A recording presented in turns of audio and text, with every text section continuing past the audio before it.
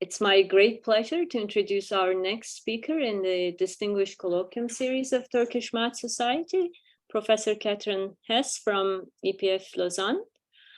Professor Hess received her PhD in mathematics from MIT in 1989 and held positions at several universities of Stockholm, Nice, and Toronto before moving to Lausanne.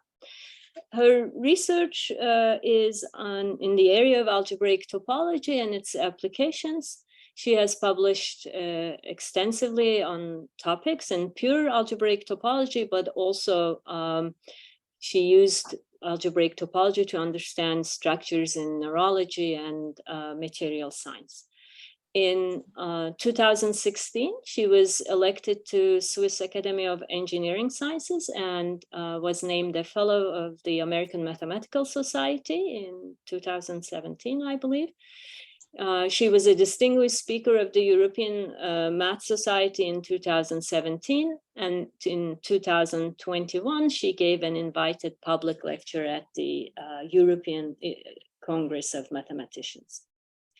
In addition to her very strong research record, she has also been widely recognized for her fantastic exposition and teaching abilities. So it is not surprising that she has won several teaching prizes, including the Credit Suisse Prize for the Best Teacher in 2012, and the Polisphère d'Or Prize for the Best Teacher at EPF Lausanne in 2013. Today, we're looking very much forward to her talk about the topologist's adventures in neuroscience. Kathryn, it's yours. Thank you very much. Thank you for that very kind introduction. No pressure whatsoever to give a good talk. So it's a great pleasure to be with you today. Thank you very much for the invitation. I'm going to talk about projects that I've been working on for the last several years. So as Islam explained, I am at the root a pure algebraic topologist. And indeed, if this were a lecture on my other sort of research, I would probably be in front of a blackboard, and after half an hour or so, the blackboard would look something like this. But that's not what I'm going to talk to you about today. I'm going to talk to you about projects that I started working on. Well, it has its roots back around maybe 2005, 2010, but I really started seriously working with the people at the Blue Brain Project back in 2015. And so we're talking about work that have been, the projects we've been working on for the last 7 or 8 years or so. So much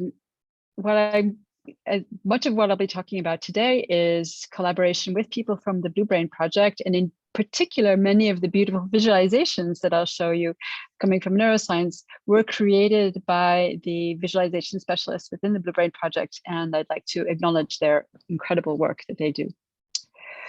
So I'm going to start by talking about neurons and networks, and this is where it's not so surprising, perhaps, that topology can be a useful tool when you start thinking about networks of neurons in the brain. But to start with, I think I owe you at least a very brief introduction to neurobiology so that we all understand a bit the language that I'm going to be using. So here's a cartoon of a couple of neurons. So neurons are, what people call nerve cells or brain cells.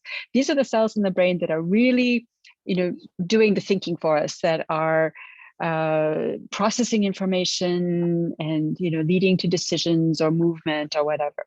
So if you think about a neuron, it has 3 basic parts. There are the dendrites, which are these sort of finger-like things that are sticking out, these sort of appendages. And these are gathering information from other neurons. The information that's being transmitted towards this cell, being gathered in the dendrites. There's also some information processing that goes on in the dendrites. And then the signal is transmitted further to the cell body of the neuron. It's also called the soma. And what happens is that as there's sort of more and more signal that gathers there's the potential, the electrical potential that rises on the surface of on the membrane of the cell body. And when it reaches a certain threshold, it usually will probably emit what's called an action potential or a spike. So an electrical signal that then exits the cell body and traverses the axon. So this is the third part of the neuron. and carries this electrical signal towards another neuron here.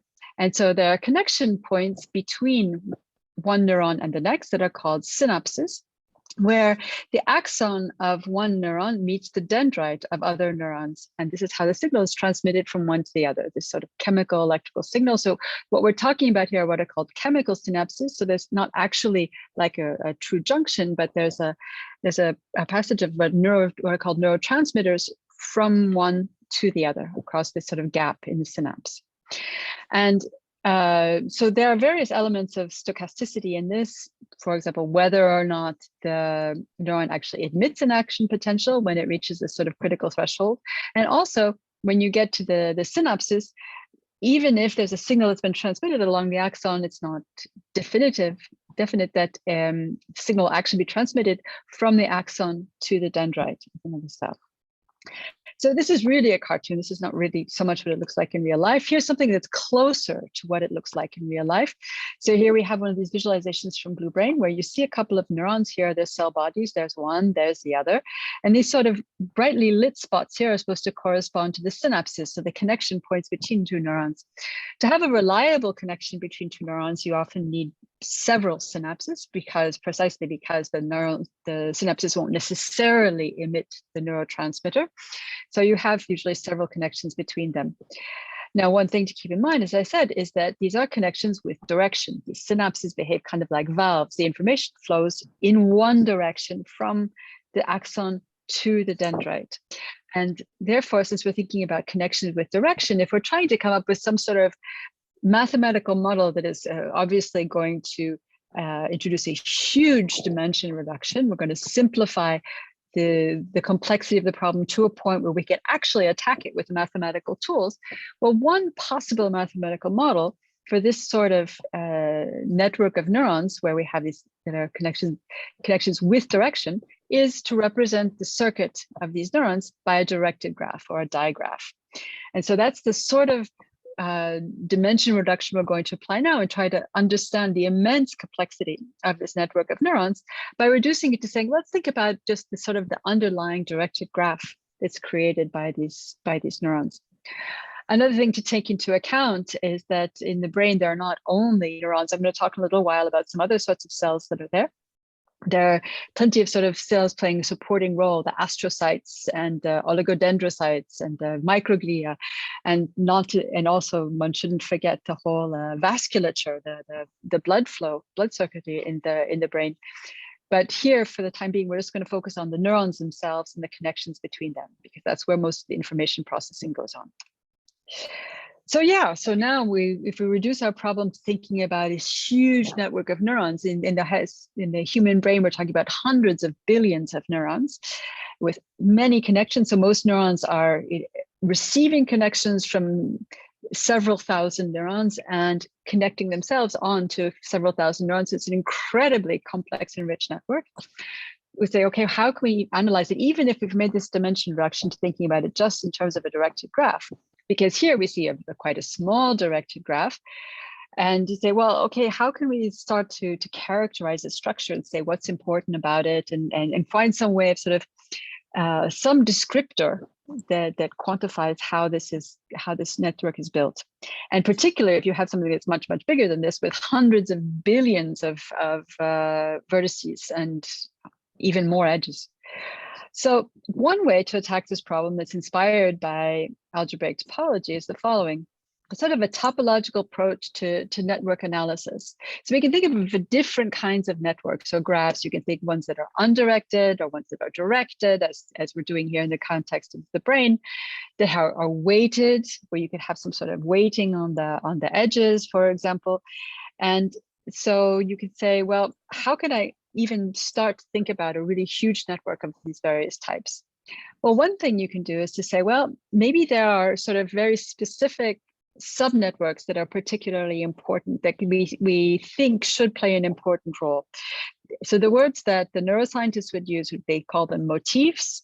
Combinatorialists might call them graphlets. So they're smaller graphs, ones that we can understand better, that seem, you could imagine them playing some sort of functional role, for example. And you could say, okay, I want to think about the particular subnetworks of various types within this huge network. And then what you could do is some very basic sort of statistics of the network and say, okay, how many of each different type of subnetwork is represented in this huge network? And that provides you with some sort of local information. That's one way of quantifying the information about the network, is just to simply count the numbers of these different types of significant subnetworks. Another thing you can do is think a little more globally and say, okay, well, I'm interested in these very specific, significant subnetworks, and I can see, well, how do they overlap? And then find some way of quantifying how these things overlap and use that to describe how you're sort of building this huge network out of these smaller pieces by looking at their overlap. So that's the kind of approach one can take. And in the context of these brain networks, there are particular pieces that seem to be particular distinguished subnetworks that seem particularly important. So let's start with some directed graph. And what we'll call a directed end simplex of this graph is, well, just in words, a complete acyclic subgraph on n+1 vertices.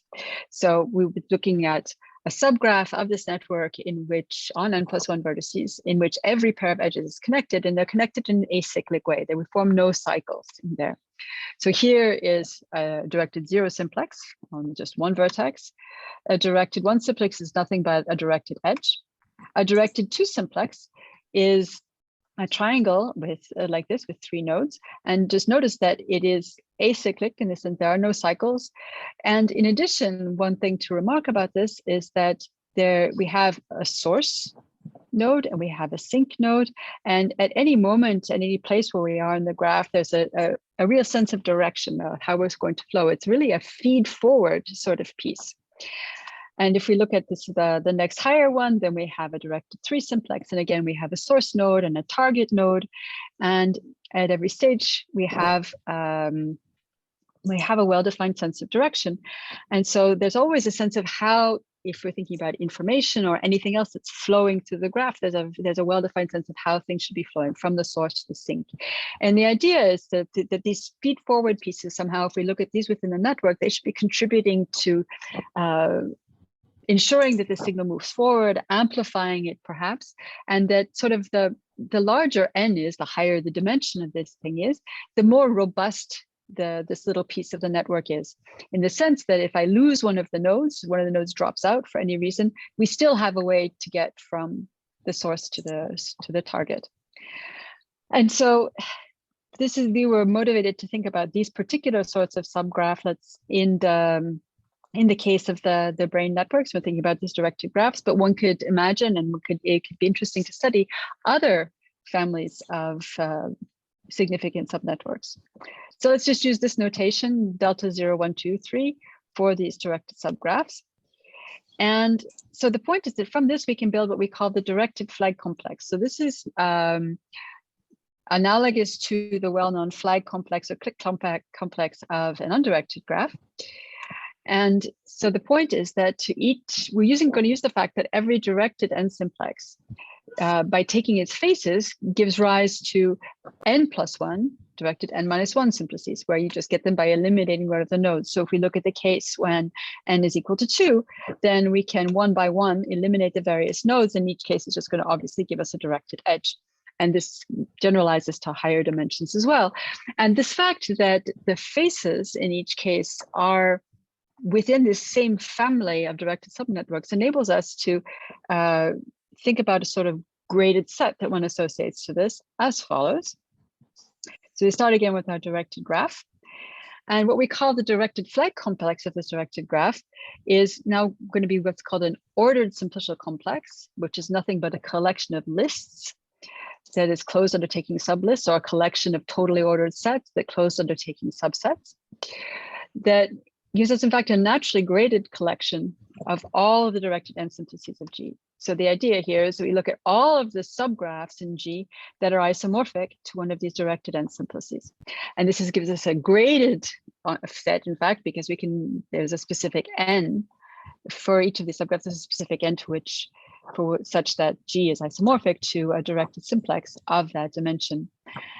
And then from this directed flag complex, this ordered simplicial complex, we can then go on, we can take some sort of geometric realization, or we can compute homology. So there are various topological, algebraic topological invariants one can compute for this directed flight complex. So it contains a lot of information, not only about the statistics, how many of these directed simplices there are, but sort of how they fit together in terms of which simplices have common faces and so on. So here's just a very simple example. Here we have a very small directed graph. And in this case, I just wanted to point out a couple of things. So here we have an actual directed to simplex, because it's we have the 3 nodes, it's acyclic and complete. This one here, it's complete, but it's not acyclic. There's definitely a cycle here. So this is not a directed to simplex. Here's another directed to simplex here. But here, and I just wanted to point out that in this one, we actually have a reciprocal connection. We have an edge from here to here, and also going the other way. And this is the sort of thing it does actually occur in brain networks, having reciprocal connections like this. So if we did some sort of more geometric representation of the flight complex, then we note that here we in fact have 2 simplices as well, filling in where we have these directed 2 simplices. And so this gives us an idea of what the geometric realization of this directed flight complex would be. And so one thing to point out is that the cycles here actually are going to now produce holes in this flight complex. So it's not that we don't take them into account, we take them into account in a different way, seeing what sort of extra structure they produce in this directed flight complex. So cycles in the graph create what you think of as cavities. Okay, so we can extract from this various interesting numerical descriptors of our directed graph. And so one we could take is a sort of directed version of the usual Euler characteristic. So usually when you have a simplicial complex, for example, you could look at the numbers of 0 simplices, 1 simplices, 2 simplices, and take the alternating sum, and that gives you the Euler characteristic of your simplicial complex. We can do the same thing in this ordered simplicial complex context, where we just consider the cardinality of, or the number of directed case simplices that we find in our graph. And then we just take the alternating sum of the 0 simplices minus the 1 simplices plus the 2 simplices, et cetera. That seems to really collapse a huge amount of information in this into one number. But remarkably, the Euler characteristic is incredibly powerful as an invariant, and it's extremely useful for doing various applications. And one can also do something more sophisticated, calculate the Betty number. So for those who are familiar, have some familiarity with algebraic topology, the idea would be to say, we take this directed flight complex, which is an ordered simplicial complex, and we take its geometric realization. We actually look at an associated topological space of which we can compute the homology. And or one can simply say, to the directed flight complex, I can associate a chain complex of which I compute the homology. So we can talk about the Betty number as being the dimension here. I'm thinking about taking coefficients in, for example, a field of 2 elements, to the dimension of that vector space, and that would be the Betty number. Or you could think of it as the number of sort of k-dimensional cavities in the structure that you build up with this directed flight complex. So the idea is that we can think of, in the directed flight complex, we can think of these directed simplices as sort of like building blocks, and we're seeing, we put these building blocks together in different ways. We're at some measure of the complexity of the structure that we're getting with these building blocks, where we can think of these cavities as being, it's like if you had a set of building blocks you're giving to a child and the child is building a castle or something, then you could count the number of rooms and windows and so on in this structure. And that's the kind of thing we're doing here. So as I said, this is sort of the number of k-dimensional cavities in the flight complex. So now let's talk about how we apply this in the case of the Blue Brain project. So I need first to tell you something about what exactly the people in the Blue Brain project have been working on. So it started back around 2005 or so. And the idea was to build a digital reconstruction of, well, the long-term goal was to do the entire brain of a rat or a mouse or something, but they started, modestly by saying, let's do a digital reconstruction of part of the brain of a rat. So the idea here is that you're looking at something that's like a core sample of part of the brain of the rat. So the somatosensory cortex is that part of the brain that's responsible for processing touch information, sensory information. So the information be transmitted, for example, from nerve endings in your fingers up to your thalamus at the base of your brain, and then distributed further to the somatosensory cortex, which continues to process the information. So this is part of the brain of a rat that's relatively well understood. There's been a lot of research that's been done in labs, in wet labs, for looking at different types of neurons and how they connect and all these kinds of properties. And the idea was to take as much good data as they could find from laboratory experiments and then build a model on computer of part of the brain of a rat, taking into account all sorts of neuroscientific information about how brains are constructed. And so what they did was design an algorithm that would take as input not very much data about the brain of a rat. Things like, well, if you see this illustration here, this is sort of here at the top of the brain, and this is deeper in the brain, in the cortex. So it's the thinking part of the brain. And there are 6 different layers here, which are given different colors, so you can distinguish them more easily. And in the different layers have different roles in the functioning of the brain. And you find different types of neurons, different densities of neurons, different kinds of connections. And so they take input parameters based on a sort of a sample from the brain of a rat, and then use that to generate via this algorithm on a supercomputer this model of the brain. And so they did this for these input parameter sets coming from 5 different rats, and then one sort of average set of parameters. So they had 6 sets of input parameters. And because the algorithm for doing this reconstruction was had some stochastic elements, so you couldn't predict exactly how it was going to be, they did 7 instantiations. They used the same input parameters 7 different times to build different models of what they call the microcircuit. So this microcircuit house is built of roughly 31,000 neurons and forming roughly 8 million connections.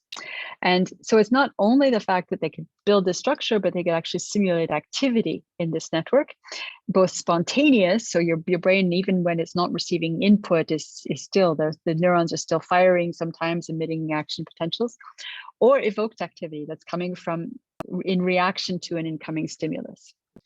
So the question with the thing was, all right, we have this very complex network, 31,000 nodes and 8 million edges, directed edges. Can we say anything interesting about it using these topological network analysis tools that I was just talking about? So what we notice is this really gives us an interesting way of quantifying the complexity of the network. So what I'm showing you here in this graph is the following thing. Here, on the x-axis, we have simplex dimensions. So these are the dimensions I was just talking to you about for the directed simplices. And here we have the number of such simplices that you found in these different graphs. So the blue curve here that's labeled bio-M, this was actually the blue brain circuit. And what this graph shows is that, all right, so in one-dimensional, so at the edges, we have roughly 8 million. And then already the number of 2 simplices, so this is 1e7 is 10 to the power 7. There are about 75 million 2 simplices, roughly 65 million 3 simplices, roughly 10 million 4 simplices, and then the numbers get a lot smaller. So we have this little blowout to show the numbers here.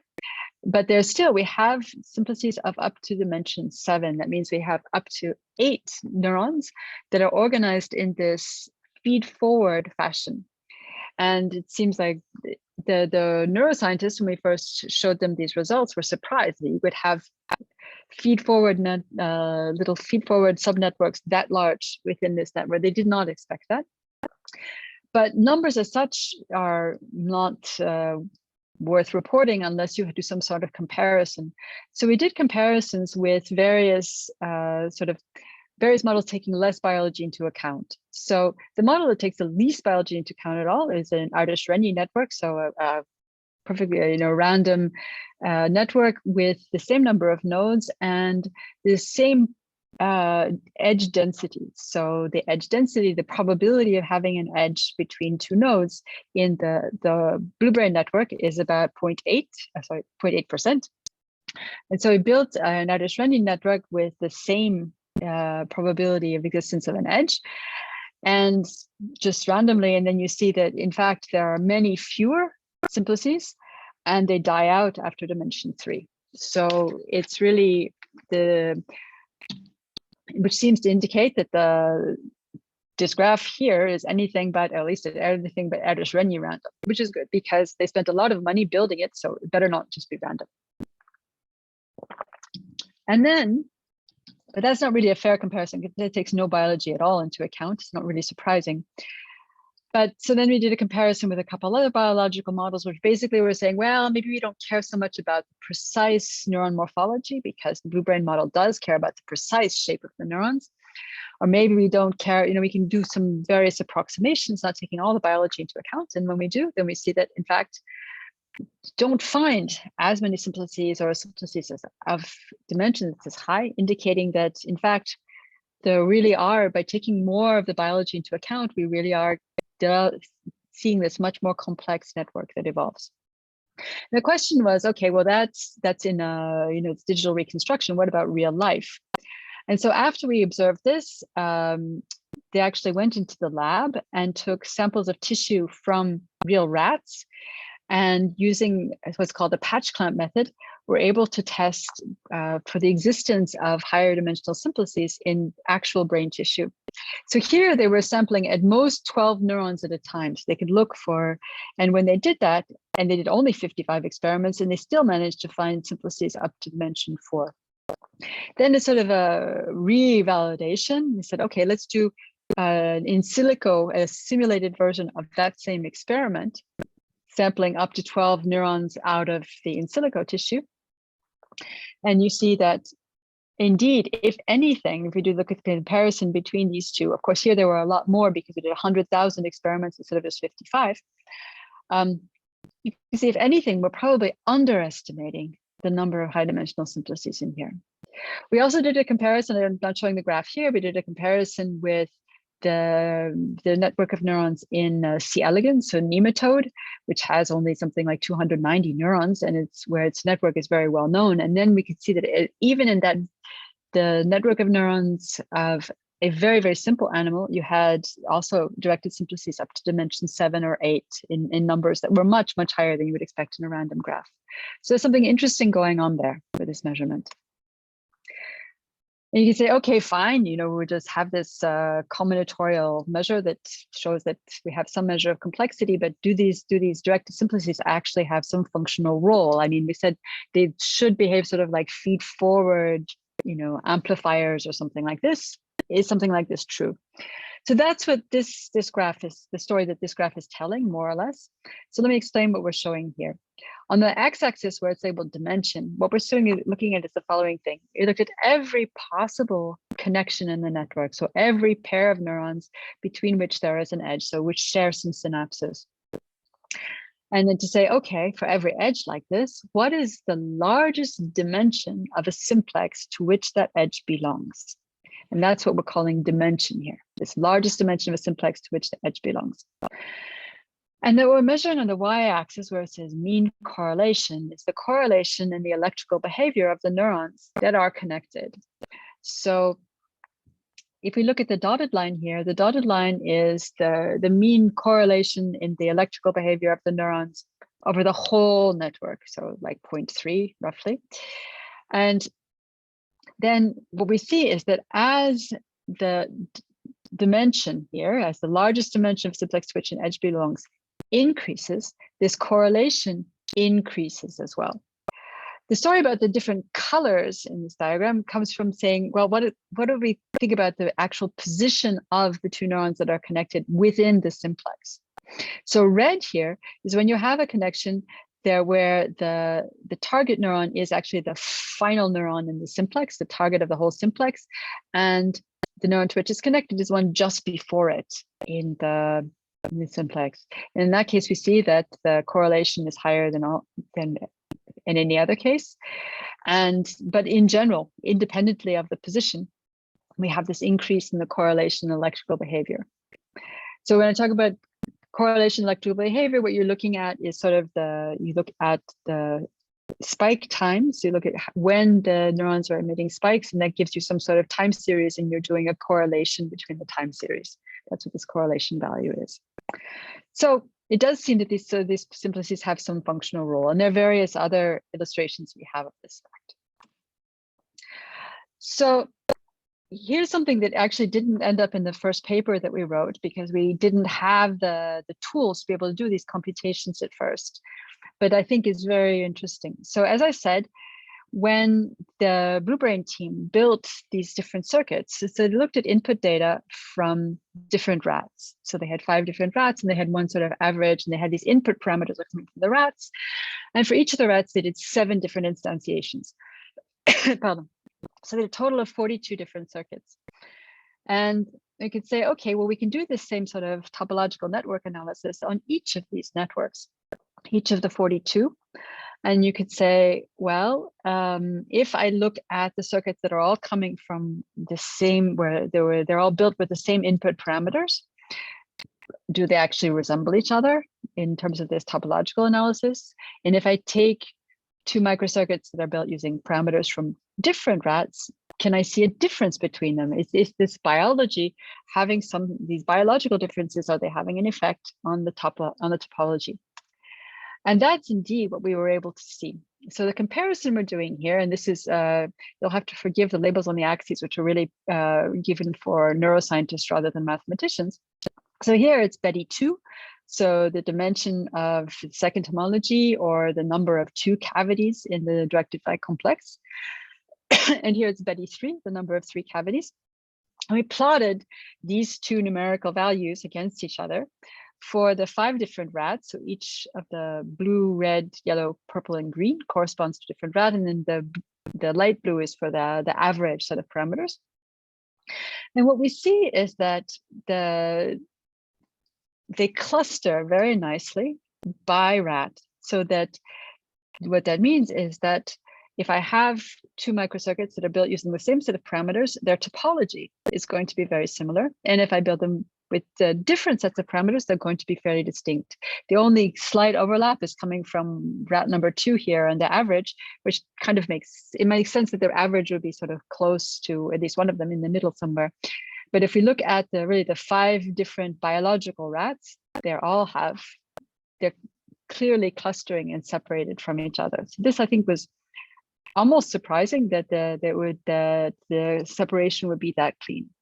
Now, why I said that we couldn't do this in the first paper that we published is that we had this very, very large directed Lie complex, which, as I said, had tens of millions of 2 simplices and 3 simplices.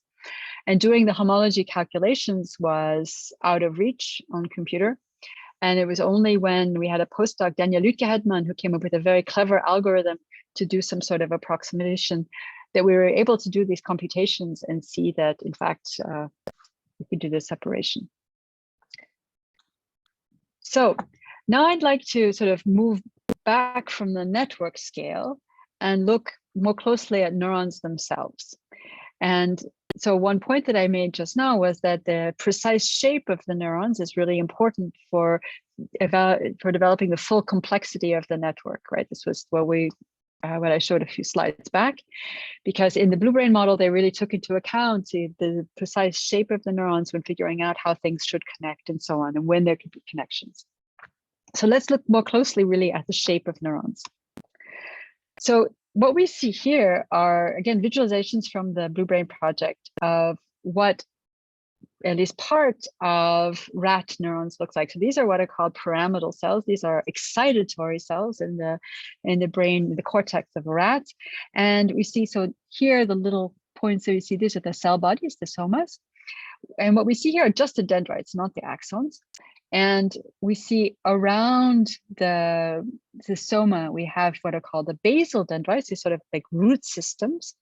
And then you have these things that are sort of pointing up. These are called apical dendrites. So they're sort of usually pointing towards the surface of the brain, although sometimes, as we see, they can point sort of sideways or downwards or so on.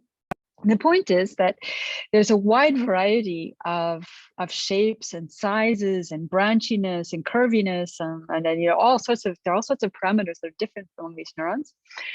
And the shape of a neuron has a large effect on its function. And that's why we're so interested in being able to study the shapes of neurons, to classify neurons by their shape, because their shape tells us about their function. And so if we wanted to try to be able to say something quantitative about the shapes of these neurons, how do we go about it? So if we're interested in classifying neuron morphologies, how can we look at it? So here we have two of these what are called digital reconstructions of neurons. So here's another little digression. Where do these things come from? Where we get these illustrations of neurons? What happens is the neuroscientists, they take a slice of brain tissue and they look under a microscope and look at the individual neurons. And then it's usually some poor PhD student or postdoc who spends quite a lot of time carefully annotating 3D coordinates of a very large number of points on the neuron. And that's the way the shape of the neuron is recorded on the computer and then can be redrawn later with appropriate software. So that's where this is coming from. So here we have two of these pyramidal neurons, and we have the basal dendrites in red and the apical dendrites in purple. And you say, okay, how do we even start to distinguish between these and quantify the differences between them to be able then to say something about their function? So one of the, there are various ways to approach this problem. One is having, experts who spend a lot of time looking at neurons under microscopes and who can say, oh, this is that kind of neuron and this is that kind of neuron. Another thing they do to be a little more quantitative is to look at what they call morphometrics, so various numbers you associate to neurons, like the number of branches, the total length, the maximum distance, and so on, and to use these sort of numbers to make these comparisons. And the point of this figure here is to say, well, just looking at these numbers is not necessarily good enough, because here we're looking at something where we're comparing these sorts of numbers for three very different parts of the neuron, axon, apical, and basal dendrites, and see that they don't cluster nicely at all. It's sort of all over the place. We plot one of these things against the other. So you can be somewhat more sophisticated and say, okay, I'm going to take a whole vector of values of these different morphometrics, and then I do some sort of PCA analysis and look at the different components and say, okay, maybe that will lead me to cluster. And then I say, well, even here, when I do a more sophisticated PCA analysis, then things are sort of all over the place. And if we talk about the experts with their subjective judgment as well. There was a paper sometime in the mid-2010s, roughly, I think, when they asked experts to classify a collection of neurons, and different experts classified differently, and even the same expert on different days classified differently. So you need some sort of objective approach. So this was something that they developed in a project led by Lida Canary, who is still at the Blue Brain Project. And this is what we call the TMD, the topological morphology descriptor. And it's something you can apply to any tree embedded in any metric space, actually, but we can think about it as a tree embedded in 3 space, actual Euclidean 3 space. And the idea is to take this tree and just break it up in a principled way into its branches. So the idea is to start with the leaf that's the furthest out and to sort of continue until you get to the first bifurcation point. And it's worth noting that the trees that are coming from neurons only have bifurcations, nothing more. Then you say, okay, which of the leaves at this bifurcation is the least far out from the root, which is where the soma would be, the cell body. And I break off that branch and record it as an interval. And then continue on to the next bifurcation point. Again, I compare this leaf to this leaf. This one is closer to the root. And so I break off this interval, this branch, and record it as an interval, and so on until I get to the root. So I've broken off this tree into a bunch of roots. And it turns out that this process actually is a way, even it seems extremely simplistic, is a way of integrating the topology of the tree and the geometry of its embedding. And it gives a sort of global descriptor for the shape of the tree, which you can represent either as a collection of intervals, which is called a barcode, or as something that's called a persistence diagram, by recording the endpoints of the intervals as points in the upper right-hand quadrant. So when you're going to associate some sort of descriptor to something as complex as a neuron or any kind of tree embedded in space, you want to hope for it to be useful that if there are small errors that have been made in recording the data, that it's not going to change the result too much. So it turns out there is this kind of stability. If you, for example, your poor graduate student has been a little bit off in all of his or her measurements, or hallucinated the existence of various little branches that weren't there, or missed little branches that were there, and just his eyes were too tired or whatever. And it turns out that the TMD, this topological morphology descriptor, isn't stable with respect to these sorts of small errors of reconstruction. So that if you have these errors that are within some epsilon, that there's a notion of distance between these sort of barcodes called the bottleneck distance, where you would be off by at most 3 epsilon. So there's a very nice stability to this particular descriptor of the tree.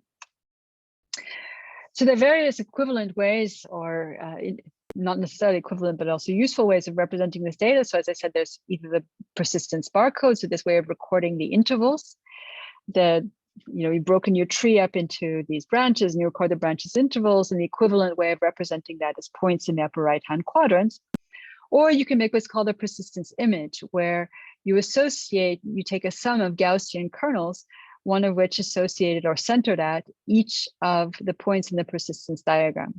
The reason you want to do that is that if you want to use this sort of descriptor to do any sort of classification, you want to feed it to machine learning, then you need to give the machine learning tool something it can digest, something that it can actually treat, which is usually something that's more like a function, that's more like a matrix or something like that, something on which you can perform statistics. And so by taking a sum of Gaussian kernels associated to all of these points, you end up with a function on the upper right-hand quadrant. And now you can do whatever sort of statistics you want. And it's something that machine learning can actually ingest in order to be able to do various classifications. So if we go to this persistence diagram, how do we read it and understand what's going on in the neuron? So the number of points in the persistence diagram is the number of branches in the tree. The distance of a point from the diagonal is the length of the associated branch.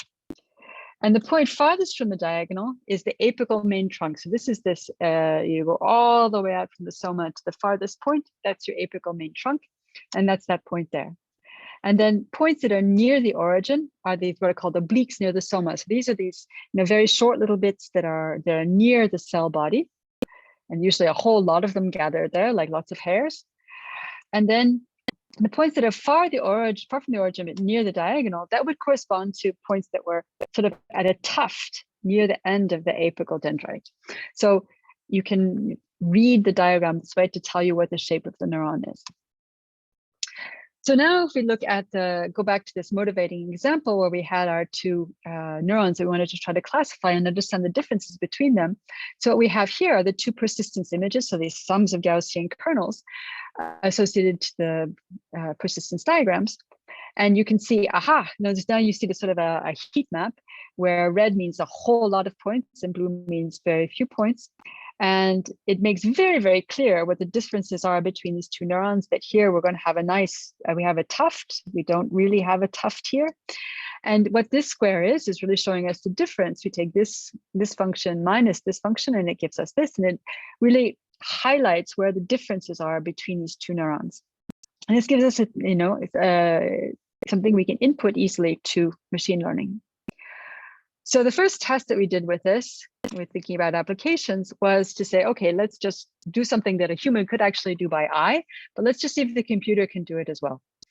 So we looked at neurons coming from 5 different species: cat, dragonfly, fruit fly, mouse, and rat. So 5 very different species, and had a collection of neurons for each species, and then looked at the associated persistence barcodes, the TMDs, then it's just associated persistence diagrams, then took this sum of Gaussian kernels to get the persistence images, and that's what you have in this column here. And then in column D, you have the average persistence image for the whole population, the whole collection of neurons for each species. And it's, makes it clear what, where the differences are. Like, for example, that the rat neurons are very different from the cat neurons, and so on. And it turns out that you could feed this we fed it to some sort of simple machine learning random forest, and it could do a very nice, very clear classification of the different neurons. Again, this is something a human could do by eye, but we wanted to see whether a computer could do it using this objective input. Rather, a more serious example of application was to studying pyramidal cells in rats. So this was this first illustration I showed you of neurons. And one thing to know about neurons is that the first step in the classification is to say in what layer of the cortex is the soma of the neurons. So remember that I showed you that the cortex has these different layers, and 6 different layers, one being the closest to the surface and the 6th being the deepest in the brain. And that so based on where the soma is, the cell body, you classify these things, and then there are various within each layer. There are various classifications, and so again, there were classifications that were known by the work of experts and various morphometrics and so on. And we sort of used the TMD to see whether we could confirm those results and to see whether there were things that could be clarified. I ended up discovering that there were 2 types, like this A and B here, that really there was sort of more like a continuum in the family and not really 2 distinct types. But basically it was a confirmation by this method that first this method worked and that it was coherent with what the experts had done. But this was what's known as a supervised classification. We knew what the classification should be and used it in that way. But there are cases where you don't know what the classification should be. And that was the case when it was applied in work that Lida Kanari did with people at Hebrew University in the lab of Idan Segev on human pyramidal cells. So there's much less known about human brain cells because there aren't as many samples of human brain tissue that are available for study. But he had in his lab a sample of some human pyramidal cells, and his intuition was that there should be some serious, significant functional differences between them. But with the standard statistical tools that he had, he wasn't able to really classify the neurons in that sense. So what Lida did was to go and do a morphological classification first using the TMD. So she looked at this population. For each of the neurons, she looked at the associated persistence image and then fed this to machine learning. And it gave a very nice classification, a real sort of bifurcation into 2 different classes, one of which was what we call profusely tufted, because it has lots of tufts, and then some slim tufted. And once they had this very clear sort of dichotomy between these 2 different morphological types, then you're able to see that, in fact, on average, the electrical behavior, so looking at some sort of measure that neuroscientists care about here in the electrical behavior of the neurons, and here was sort of the average for the profuse tufted population and the average for the slim tufted population. Of course, this is biology, and so there's a range of results. There's a lot of variability, but that on average, there was quite a significant difference in the electrical behavior of the 2 populations. So this is one case where we didn't know what it was, and you go in and you do an unsupervised classification and end up learning something from that. More recently, we've worked on applying the TMD to studying what are called microglia. So microglia are the immune cells in the brain, and they are cells that they change form quite a lot, depending on whether they're active or inactive, and depending on they vary with age and with all sorts of things, with neurodegeneration and so on. So last year I had an article in Nature Neuroscience together with collaborators from IST Austria, where we're looking at microglia in the brains of mice, and to see, based on looking at different areas in the brain of a mouse, whether we could distinguish the microglia according to their morphology between different regions, and also by sex. So we applied again the TMD, looked at the associated persistence images, and then applied some sort of simple classification to that. And could see, so here there's a classification method called UMAP that we used to see what sort of clustering came up. And you see that indeed they cluster very much by morphology based on where they are in the brain. So here, for example, we see that the microglia in the cerebellum are very different from those in the frontal cortex, which are very different from those in somatosensory cortex, and so on. So this was something that wasn't really known, and we were able to quantify in this sense. But also that if you look at the sex of the mouse, is it male or female, or in this case, it's called an ovarectomized female, so a female whose ovaries have been removed, and then looked at the morphologies of the microglia in those cases, and discovered that there are actually significant differences between the males and females, and also the overrectomized females as well. So this was, it was interesting to be able to quantify this and to make this difference clear, because when we first started working on this project with the collaborators at IST Austria, nobody knew, or perhaps even really cared about, whether there was a difference between males and females. But there we see there is actually a significant difference in the form, and therefore in the function of their microglia. So given how useful it has proved to be to take a tree, like a tree structure, like a neuron or a microglia or something like this, and associate to it a persistence barcode or persistence image, you can say, well, you know, is there a way to go back and reconstruct neurons from barcodes? So this is really an inverse problem. I mean, it seems like it's clear that when we associate one of these barcodes to a shape as complex as a neuron, we're losing a lot of information. And can we really go backwards? And if we think, can we quantify it to any extent? How many different types of neurons will give us the same barcode, for example? Like, how much information are we really losing in this case? So that's the sort of reason why we might want to do it. Another reason why we might want to do it goes back again to the blue brain microcircuit. So when they built this thing, they needed to populate with 31,000 neurons, or when they're building now, as they have done, a model of the entire somatosensory cortex, which is more like 4 million neurons, then, and you want to take into account precise morphologies, you need a lot of examples of neurons. And there aren't that many that have been digitally reconstructed in labs. So the way they built the original blue brain circuit was to take some of the known digital reconstructions and then to play with them, to modify them, to perturb them in various ways to create some variability, because in the actual brain, there's a lot of variability. And the idea would be for building future reconstructions to be able to actually synthesize whole populations of realistic neurons from that could populate such a circuit. So there are good reasons to want to do this, in addition to just curiosity. So in order to understand the method that we developed, you need to know something about how neurons grow.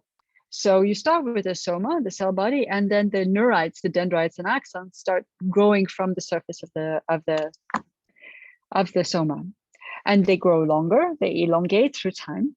And then the axon has to sort of find its path as it goes along. And the neurites are also branching as they go forward. They don't just get longer, they branch as they go out. Now, there's not that much that's known about axon pathfinding. It's a harder problem than understanding dendrites, and there aren't that many axon reconstructions. So we decided not to think about axons for now and focus only on dendrites.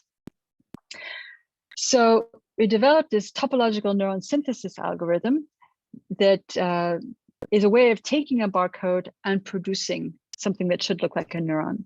So this, which has these three important stages of, you build this as a random walk, actually, and each step in the random walk, you decide whether or not you continue, you bifurcate, or you terminate. Those are your three possibilities at each step in the random walk. And then in this random walk, as you elongate, there's a certain degree of randomness you take into account. There's a certain amount of memory of where you have been, and there's a certain targeting. There's usually some sort of sense of direction for where you kind of want to head. And so in the end, you're building a synthesized tree from the persistence barcode, where you start here at the soma. And as you move along, you have, taking this random walk, taking into account some element of randomness, you walk along, you create a path. And then as you're stepping along, you get closer and closer. The probability of bifurcating increases exponentially based on some crucial parameter lambda as you approach the endpoint of the barcode. So the starting point here, and then again, as you continue along, as you start reaching the endpoint of the barcode, you have an exponential probability of terminating. So there's the reason you build this probability into it is so that you don't always bifurcate and terminate at exactly the same point. You want some variability in the population you produce. You want some stochastic element in this, and that's why this isn't there. So you have these branching and termination probabilities that are given to you by the barcode. And so there's this factor lambda, and it turns out that taking lambda to 1, where 1 is meaning in the units of the step length of your random walk, produces populations of neurons that look the most like actual neurons, where there's some way of making this quantitative. So this is our biologically most reasonable choice of lambda. And when you do this, and you produce a whole family of synthesized neurons, where in this image you see what are the blue ones that are reconstructed to the ones that are actually coming from the work that some PhD student or postdoc has done in the lab, tracing like this. And then the red ones are ones that are coming using the synthesis algorithm. So you take this neuron here, you look at its associated barcode, and then you synthesize a new neuron based on that. You see what you get looks pretty much like what you started with, which is good for both excitatory and inhibitory cells. So I just want to make one more point about why it's important to use this barcode. So here we're looking at sort of biological reconstructions and looking at the branching density. So we're looking at when the branches end and when they start. And so if you can sort of, this is the sort of persistence image that you get, and you see the sort of probability densities that you get for the synthesized cells are very similar to what we had for the biological ones.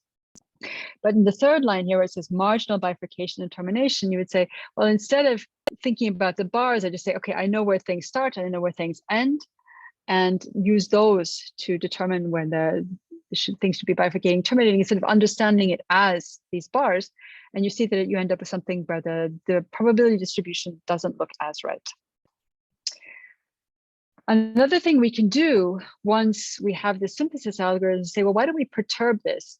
So there are known neurological symptoms where you either have your dendrites that start shrinking. This is something that happens during stress. For example, if you get very stressed, your dendrites will actually start shrinking. Or you could actually start losing dendrites. And you could say, well, what's the effect of either shrinking or losing dendrites on the whole network? So we can use the Blue Brain tool for synthesizing networks, the algorithm for creating a whole microcircuit, using these sort of perturbed neurons. And when we do that, what happens to the network as such, and particularly to the distributions of simplices that we saw before. And so in the first line, it looks at what happens when you're sort of cutting away branches. And the second, what happens as you're shrinking the branches? What's the effect on the network itself?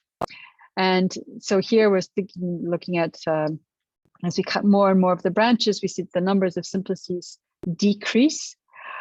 And then here, as they shrink, we see that there's an even more drastic effect on the complexity of the network as they shrink.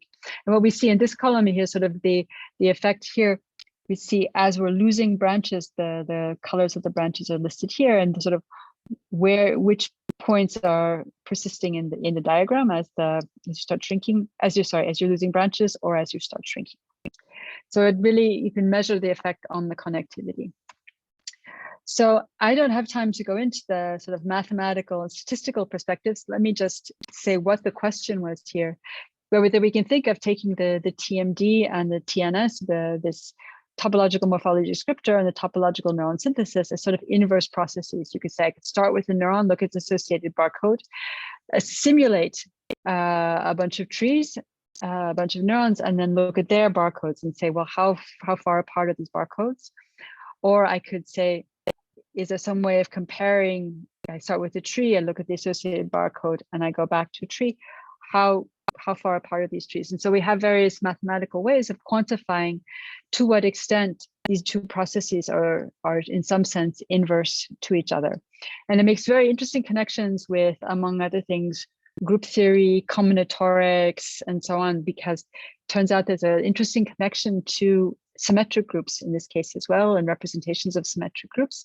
So there's some really interesting new mathematical questions that have arisen from trying to understand these, the TMD and the TNS as inverse processes. And with that, I think I will conclude. And thank you very much for your attention. And I'd be happy to answer any questions. Thank you very much. Are there any questions? Okay. I have a question. Go Can you ahead. hear me? Yes, I can. Hello. Hello. Very nice talk. Thank you very much. Thank you. For the last thing you said, these trees which have the same barcode, Yep. do they how they're related to each other? Do they form some sort of homotopy class in some way, or like how do we know what exactly the relation between these trees that gives same barcodes?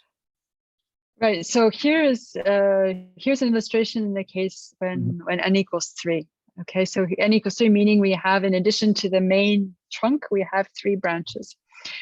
And so what we have in the columns are what we call combinatorial equivalence classes of trees. So these are all trees that have the same underlying combinatorial tree, this independently of the embedding in space. And then rows are what we call permutation equivalence classes of barcodes. So the barcodes we're looking at are actually strict barcodes. So there are, you never have 2 bars that are exactly the same length, exactly the same position, which means that you can actually associate in a very obvious way a permutation to any barcode.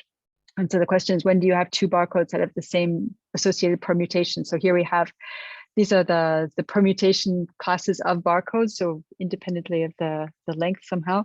And we see there's a really interesting sort of a complex relationship between the permutation equivalence classes of the barcodes and the combinatorial equivalence classes of trees. That for some barcodes, you can realize any kind of combinatorial equivalence class. And for others, like this one, there's only one combinatorial equivalence class of tree that you can find. So this is, there's an interesting relationship there. But, you know, in terms of sort of homotopy theory, let's see if I can, yeah. So there's a way of understanding sort of the homotopy theory of these different classes of barcodes in terms of Coxeter complexes. And there's a very nice stratification that's coming up from looking at the Coxeter complex and then thinking about what happens at the interfaces between the cells in the Coxeter complex. And so those are moments, I mean, each cell in the Coxeter complex is going to correspond to one of these combinatorial equivalence classes of bars. And then if you think about, and then the sort of the position within the cell is telling you something about how long the bars are relative to each other. And when you get to these interfaces here, this is where you're going to have a situation where one of the bars, they switch positions, which one is in front and which one is behind. And so there's a very interesting geometry to this sort of stratification of the space of barcodes. And another thing that's interesting to think about is like, well, for any sort of permutation class of barcodes, so for any one of the cells here, like how many possible tree realizations do you have of this? Or how many possible trees can give rise to this particular barcode? So there's some very interesting geometry and combinatorics going on there. So, did that answer your question? Yes. Does the space some way fibers over this shape? Like for each of the points on the triangles, you will have some space of trees as a fiber? Yeah, exactly. Is it what happens? Nice. Yeah, this is what happens. And so there are people like Jacob Legoni and his collaborators have been thinking about sort of similar problems. It's not exactly the same, but they're thinking, you know, about, in general, about this sort of problems with fibering over different descriptors coming from topological data analysis and thinking about these barcodes or whatever it might be. And this is one particular case with what a lot of people often call merge trees. So, thank you. You're welcome. You're welcome. Are there any other questions? Can I have a question? Yeah. Thank you very much, Kathryn, for the talk. I really enjoyed it. Thank you. Actually, it reminded me of work that a project that I have planned, but it didn't go very far. It's about vascular networks. You know, they also have a tree-like structure. And there are a few works about generative methods to generate synthetically some vascular networks. But before, to do so, we need to understand the structure of vascular networks. And it depends a lot on the part of the body, whether it's a healthy vascular network, or if there are some diseases like cancer, etc. But I think it's a very interesting topic. But the lack of data is the main problem. Like it's really hard to obtain, vascular networks of the same quality, and detail. So do you know of any such work, like because the big brain project is really big, and there's a lot of investigation in there, right? Do you know of anything similar about vascular networks? So I know of a couple of things. So one project that's been done within the context of the Blue Brain project was about the what they call the NGV, the neurogliovascular network in the brain. So they, first they built this network just with the neurons, and now they've integrated the glia, so astrocytes and so on, and the vasculature. So in the case of at least their model, they have an interesting model of the vasculature in part of the brain. So this is a paper that was in the journal Cerebral Cortex a couple of years ago, and you may find some information there about the vascular network in the brain itself.